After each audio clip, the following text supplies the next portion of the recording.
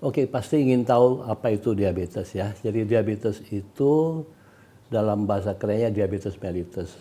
Orang sebut bahwa itu sakit kencing manis, sakit gula ya. Ya, jadi sebetulnya nama penyakit itu seakan-akan menakutkan ya. Pada prinsipnya sebetulnya itu hanya gula yang di dalam darah seorang itu lebih tinggi daripada normal. Jadi istilahnya adalah hiperglikemia, kadar gula dalam darah tinggi. Nah, sebetulnya sakit gula atau kencing manis itu kalau kita pikir-pikir itu dulu-dulunya dikatakan karena asal bahasanya sih sebetulnya ya kencing ya, kayak sifon itu kencing mengandung gula. Tapi oke lah. Ya sebetulnya kalau kita lihat orang takut akan sakit kencing manis, kalau saya tanya-tanya kenapa takut? Karena bikin komplikasi. Komplikasinya apa? Nah, sebetulnya sakit gula saya terangkan dulu ya, bahwa itu adalah beberapa penyakit, ingat bukan satu penyakit, yang gejalanya adalah kadar gula di dalam darah yang di atas normal. Ya, nah hiperglikemi. Nah itu ujung-ujungnya akan bikin komplikasi. Tetapi penyebab gula di dalam darah tinggi itu sebetulnya kalau secara ilmu kedokteran ada 11 penyebab.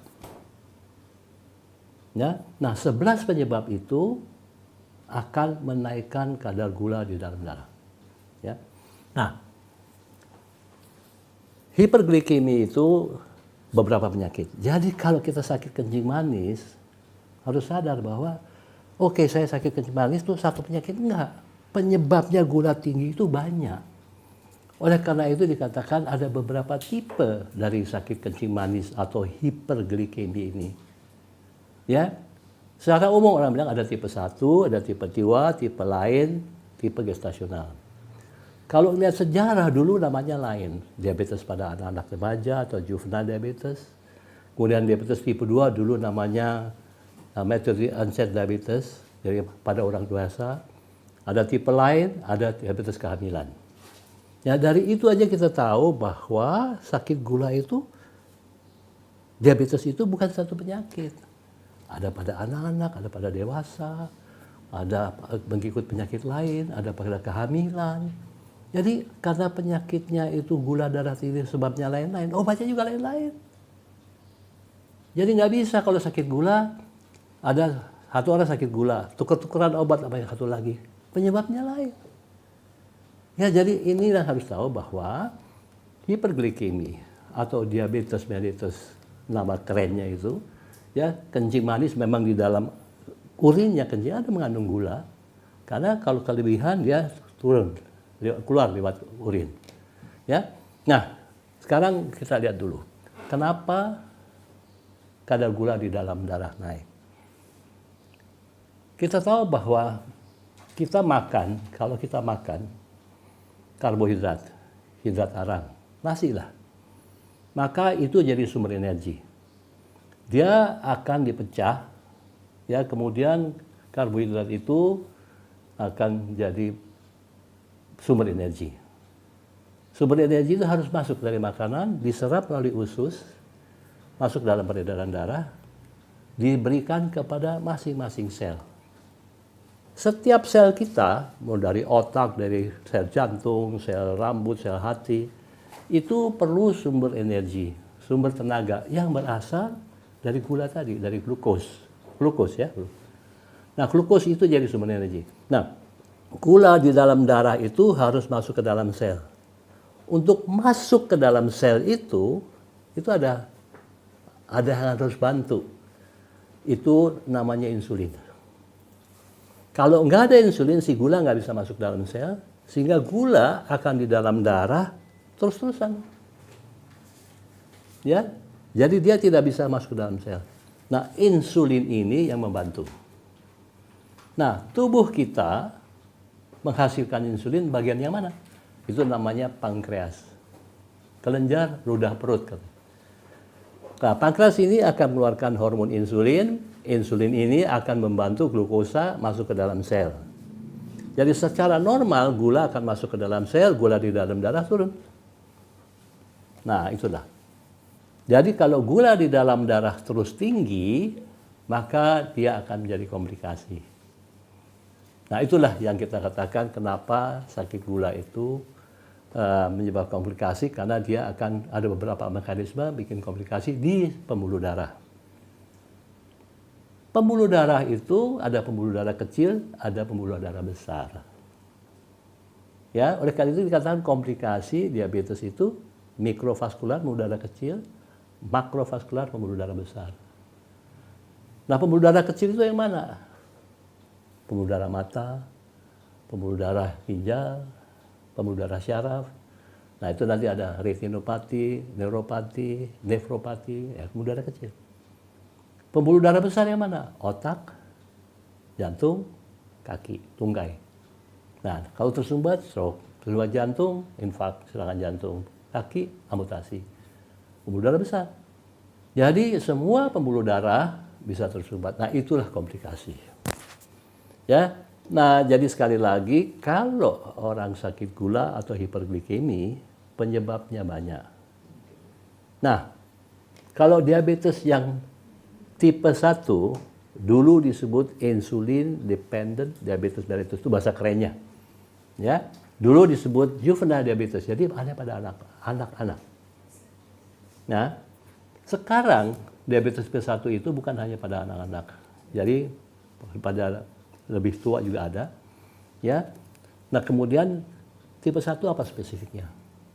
Tipe 1 itu pankreasnya rusak. Pankreasnya tidak bisa menghasilkan insulin. Sehingga insulin harus dapat dari luar. Nah, pil insulin itu belum ketemu. Jadi harus pakai suntik. Oleh karena itu yang namanya diabetes tipe 1 atau anak-anak dan remaja itu harus pakai insulin dan suntik. Sebagian kecil dari manusia yang tipe 1 tapi cukup banyak. Nah, ada tipe diabetes yang kedua, yaitu tipe 2, yang disebut mature onset, yang pada dewasa. Nah, 90% dari diabetes ini, itu diabetes tipe 2. Nah, dari diabetes tipe 2 itu 90% faktor keturunan. Jadi kalau bapak gula, ibu gula, anak mau lari kemana? Orang masih katakan, oh kalau ibunya gula tadi silang. Enggak. Ya, karena pernah ada yang bilang, oh ayah saya gula, saya laki-laki, oh mungkin ada perempuan saya kena, saya enggak, sama saja, ya. Tapi makin banyak yang oh, bapak dan ibu gula, tentu anaknya risiko lebih besar. Nah, katakanlah ayah dan ibu tidak sakit gula, tapi kakek nenek gula, tetap bawa turunannya. Jadi kalau jangan berhenti di situ, oh ayah saya tidak apa-apa, ibu saya tidak, tapi bapaknya bapak sakit gula, nah, kan gennya tetap kita kebagian. Seringkali kita tidak sadar bahwa ternyata kakek kita, nenek kita sakit gula, tapi bapak nggak apa-apa. Atau nggak usah jauh-jauh, bapak nggak sakit gula, tapi kakaknya bapak gula, kan sama. Nah, itu yang ingin saya itu. Jadi sekali lagi, diabetes tipe 2 itu adalah yang paling banyak. Di antara tipe 2 ini 90% faktor keturunan. Nah, yang ketiga adalah diabetes tipe lain. Ya, tipe lain lagi. Jadi tipe ini misalnya ada orang sakit asma atau rematik minum obat asma. Namanya golongan steroid. Nah, kalau minum obat steroid, obat ini melawan kerja insulin. Nah, karena melawan kerja itu, jadi insulin yang ada dilawan kerjanya sehingga tidak bisa berfungsi. Jadi selama minum obat steroid, gula akan naik. Tetapi kalau asmanya sembuh, rematiknya sembuh, obat steroid stop, diabetesnya hilang. Nah, ini termasuk diabetes yang bisa sembuh. Tapi diabetes tipe 1, tipe 2, ya nggak bisa sembuh. Nah, ada lagi diabetes yang karena misalnya tumor pankreas, sehingga ada insulinnya kebanyakan, kurang. Akhirnya gulanya naik. Tapi kalau tumornya dihilangkan, mungkin insulinnya bisa baik, bisa lagi balik. Ya. Nah, yang ketiga adalah gestasional. Gestasional ini adalah seorang ibu hamil, gulanya naik. Setelah melahirkan, diabetesnya hilang. Nah, tidak sama gestasional dengan diabetes hamil ya. Kalau orang diabetes hamil bukan gestasional karena setelah melahirkan dia tetap diabetes. Ya. Nah, kalau gestasional itu dia sehat, hamil, gula naik, habis melahirkan diabetesnya hilang. Tapi obatnya sama, tetap suntik insulin. Nah, ibu hamil itu pakai insulin. Tetap diabetes, tapi ibu ini setelah melahirkan diabetesnya hilang. Ya, jadi memang ada tipe-tipe diabetes yang tidak seumur hidup diabetes, misalnya kehamilan, atau diabetes karena obat-obat, ya, nah, bisa juga. Jadi sekali lagi, diabetes itu bukan satu penyakit. Beberapa penyakit dengan gejala kadar gula di dalam darah tinggi. Harus diturunkan supaya tidak jadi komplikasi. Ya, jadi kalau kita lihat sebetulnya, nah kalau kita mau lihat lagi, diabetes itu nggak berdiri sendiri. Karena perjalanan diabetes itu umumnya dimulai dari orang sehat, berat badan naik, terjadi resistensi insulin, di mana insulinnya ada. Tetapi karena dia harus dipaksa kerja, lama-lama dia kurang berfungsi. Jadi perjalanannya itu mulai dari naik berat badan, jadi diabetes, ujung-ujungnya jantung. Jadi kalau kita mengobati diabetes, sebetulnya adalah mencegah terjadinya komplikasi, terutama kardiovaskular. Ya, supaya kita nggak stroke, supaya kita nggak kena serangan jantung, supaya tidak terjadi gangguan pembuluh darah perifer sampai ke kaki kita diamputasi. Ya, itulah kita lakukan. Jadi tidak kita mengobati. Kita hanya mengendalikan. Jadi nggak ada cerita sembuh. Saya suka bercanda gini, kalau sudah kena gula, sekali gula tetap gula. Pada umumnya, tidak semua. Ya, jadi itulah yang harus kita lakukan. Nah, di dalam penanganan, kalau kita tahu diabetes kita seumur hidup, maka tentu kita tidak bisa menyembuhkan. Harus berteman dengan tenaga kesehatan atau dokter seumur hidup. Saya suka bercanda kalau datang kepada saya, mengobati diabetes tidak akan berhenti. Kecuali salah satu kita nggak ada. Karena dokter nggak akan bilang sembuh. Tetapi jangan takut, bisa terkendali dan bisa hidup seperti orang lain. Hanya tinggal ikut aturan. Ya, sebetulnya kalau semua orang ikut aturan orang sakit gula, jarang orang sakit. Mengatur makan, mengatur aktivitas fisik. Kalau perlu baru minum obat. Yang penting pemantau. Dan pemantauan itu yang penting. Jangan kalau dikasih obat, terus merasa udah turun, stop. Nah, itu yang nggak bisa. Tetap harus. Nah, di dalam pengendalian itu memang ada faktor-faktor yang harus kita perhatikan. Ada satu istilah yang saya namakan, know your numbers. Ada 4 hal kalau sakit gula. Ya, A, B, C, D. A-nya adalah A1C, di mana harus terkendali gulanya, A1C kurang dari 7%. Nanti saya bilang A1C itu apa. B, blood pressure, tekanan darah juga harus turunkan. C, kolesterol, harus mencapai target. Dan satu lagi, berat badan, mencapai berat badan ideal. Ya, itulah yang harus kita ketahui. Orang sakit gula nggak cukup hanya gulanya. Tekanan darahnya harus turun, kolesterolnya harus mencapai target, berat badan. Yang kurus dibikin ideal, yang gemuk dibikin ideal. Jadi tidak selalu orang sakit gula harus dikurangi makannya. Karena orang yang kurus disuruh makan lebih banyak. Kalau gula naik, ya nanti ditambah obatnya. Orang yang gemuk diturunkan. Nah, itulah secara umum. Mudah dikatakan, sukar dikerjakan. Tapi itulah yang harus kita lakukan.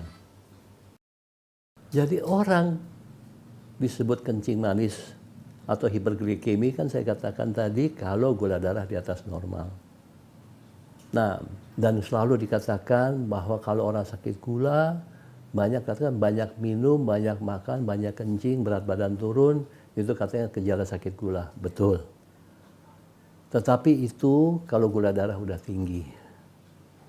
Justru kita penting sekarang adalah jangan sampai ada 3P tadi. 3P ada poliuri, polifagi, polidipsi. Banyak makan, banyak minum, banyak kencing.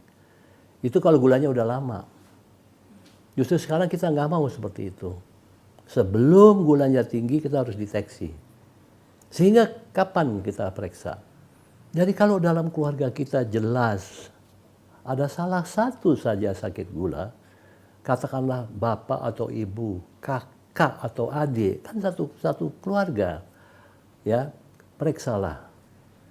Apalagi kalau kita berat badannya lebih, apalagi kalau kita hidupnya santai, istilah sedentary lifestyle, ya, apalagi misalnya bukan berat badan, perutnya buncit, lingkar perutnya besar.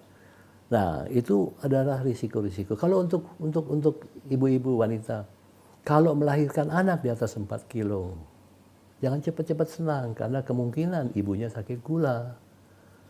Ya. Nah, itu kalau beberapa kita. Kalau ada tekanan darah tinggi atau kita tahu kolesterol kita tinggi, itu periksalah. Saya suka begini. Jadi kalau saya katakan sebagai dokter, biasanya saya katakan gini, kita lakukan opportunistic screening. Apa yang disebut opportunistic screening? Di mana ada kesempatan kita screen. Jadi kalau ada pasien datang ke saya, kontrol sakit gula, yang nganter anaknya gemuk. Saya bilang anaknya ikut periksa. Karena kan anaknya, risikonya ada. Nggak gemuk pun saya tanya, misalnya ada darah tinggi atau enggak. Nah, periksalah gulanya. Jangan lihat umur. Oh, saya masih muda, saya nggak kena. Enggak, sekarang diabetes segala umur. Dulu dikatakan diabetes tipe 2 umur di atas 40, sekarang enggak. 20, 18, 25, udah ada yang sakit gula tipe 2. Bukan tipe 1. Tipe 1 jelas lain lagi itu pada anak-anak. Ya, jadi periksalah. Sekarang banyak orang mana-mana suka periksa. Kalau kita periksa gula darah, sewaktu kita iseng periksa, di atas 200 mg per desiliter, hati-hati, kemungkinan besar sakit gula. Ada pemeriksaan yang lebih canggih, namanya HbA1c. Kalau diperiksa 1c di laboratorium, di atas 6,5% itu gula. Nah, persoalannya sekarang gini, bukan hanya sakit gula, kita mesti tahu bahwa sakit gula atau diabetes bisa kita cegah dengan memeriksakan gulanya. Nah, kalau misalnya gula darah puasa kita di atas 126 mg per desiliter, nah kita sakit gula. Nah, tentu Anda bertanya, gula darah normal berapa? Nah, gula darah normal itu kalau gula darah puasa kurang dari 100 mg per desiliter. Biar kita makan gula 1 kilo, 2 kilo, makan kue 1 tart habis, nggak mungkin gula darah puasa naik di atas 100. Tapi kalau orang sakit gula, pasti di atas 126. Nah, apa namanya yang antara 100 dan 125 tadi? Itu namanya gangguan gula darah puasa. Itu namanya pre-diabetes. 40% dari mereka akan jadi diabetes dalam tempoh 5 tahun. Kalau tidak ambil sikap. Nah, ini bisa sembuh. Yang pre-diabetes bisa jadi normal. Tapi kalau nggak diapa-apain, tunggu tanggal mainnya akan jadi diabetes. Ya, jadi memang sebaiknya kita deteksi dini. Kapan deteksi dini? Kalau ada faktor risiko. Risikonya apa? Turunan paling gampang. Gemuk kan bisa dilihat, nggak usah ditimbang. Lihat aja gemuk, udah gemuk, cek. Udah gemuk, faktor turunan. Periksa tekanan darah tinggi. Hidupnya santai. Hati-hati. Bukan hati-hati, periksa. Ya, jadi itulah screeningnya. Jadi jangan tunggu banyak minum, banyak kencing, banyak makan. Enggak. Jangan tunggu semutan. Jangan tunggu mual-mual. Jangan tunggu mata kabur. Ya, jadi itulah screening lebih dahulu. Kalau ada faktor keturunan, periksa kadar gula darah. Tanya dokternya, pergi ke laboratorium, minta periksa gula darah. Gula darah puasa bisa kita cek. Kalau bisa A1C lebih bagus lagi. Jangan yang 2 jam habis makan, puasa aja dan sewaktu. Kalau sewaktu di atas 200, hati-hati, cek gula lagi sebetulnya. Karena itu juga kemungkinan sakit gula. Jangan tunggu gejala, periksalah terlebih dahulu. Ya, jadi sekali lagi, kalau ada faktor keturunan dan cukup banyak, dan kita tahu pada saat ini, kalau kita lihat di Indonesia, dikatakan menurut International Diabetes Federation, Atlas Diabetes Dunia, 10,5 juta penduduk Indonesia dengan diabetes. Dari lebih dari 10 juta tadi, yang pre-diabetes 2 kali lipat, lebih dari 20 juta.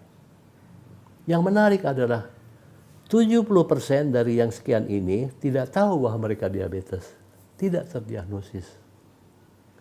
Dan dari mereka yang berobat saat ini di dokter, tenaga kesehatan di rumah sakit, hanya 30% yang mencapai target. Di dalam mengobati diabetes, dokter akan ingin mencapai target. Target yang saya katakan tadi adalah target gula darah, target tekanan darah, target kolesterol, dan target berat badan. Itu 4. Target gula darah adalah yang namanya HbA1c. HbA1c memberikan gambaran gula darah rata-rata 3 bulan. Nggak bisa bohong. Kalau itu di atas 6,5, itu diabetes. Yang jelek di atas 9. Nah, banyak yang mereka dengan diabetes datang ke dokter, A1C 9, 10, 12. Pernah yang ada pasien saya yang 20,4. Pasien itu tidak berasa. Datang check up. Gula darahnya 400, cek periksa HbA1c 20,4. Paling tinggi yang pernah ada di dalam sejarah Indonesia yang 20,4. Pasien itu nggak berasa. Check up baru tahu. Nah, jadi tanya keluarganya ada yang diabetes. Jadi sekali lagi, jangan tunggu gejala. Nggak selalu ada gejalanya. Banyak makan, banyak minum, banyak kencing, memang gejala gula. Saya selalu katakan mungkin kita yang salah ngajarin. Karena itu udah terlambat. Karena begini, kan pasti akan bertanya, kenapa orang sakit gula lapar terus? Kenapa orang sakit gula kencing terus? Gini, karena gula itu sumber energi. Gula itu harus masuk ke dalam sel. Kalau sel-sel jantung, sel otak, sel apa aja belum mendapat energi cukup, sel itu lapar. Dia akan kasih signal ke otak, gue belum makan, saya belum makan, saya minta makan, oke dia makan. Sebetulnya sudah makan, tapi si makanan itu nggak sampai ke tujuan. Yang lapar kan bukan perutnya, yang lapar otaknya, jantungnya, semua perlu energi. Nah, energi itu nggak nyampe, tidak sampai ke tempatnya. Karena insulin itu tidak memasukkan ke dalam sel. Jadi tiap kali dia lapar, tiap kali. Nah, lama-lama gula di dalam darah tinggi, gula kan ketinggian. Kalau gula darah di atas 160, 180, maka ginjal akan buang. Jadi kalau udah di atas 160 atau sampai 180 mg per desiliter, ginjal akan buang. Keluar gula itu lewat kencing. Nah, namanya kencing manis. Memang gula keluar lewat kencing. Nah, si kencing itu kan mengandung gula. Nah, gula yang kental itu kan nggak bisa berontolan plok-plok keluar gulanya. Dia akan tarik air. Supaya si gula bisa larut keluar lewat kencingnya. Dia tarik air. Kering tubuh kita. Sehingga si otak bilang, minum. Minumlah dia. Jadi si gula udah keluar sama air seninya banyak, haus dan lapar. Jadi tetap lapar walaupun udah makan, tetap haus walaupun udah minum, dan kencing terus. Jadi kalau yang namanya poliuri, polifagi, polidipsi, banyak makan, banyak minum, banyak kencing, itu karena gula udah tinggi. Terlambat.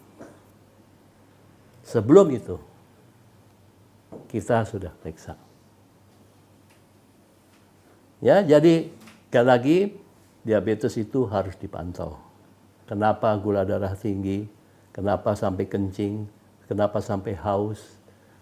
Ya, nah, selama tubuh kita masih lapar dan makan, itu nggak apa-apa.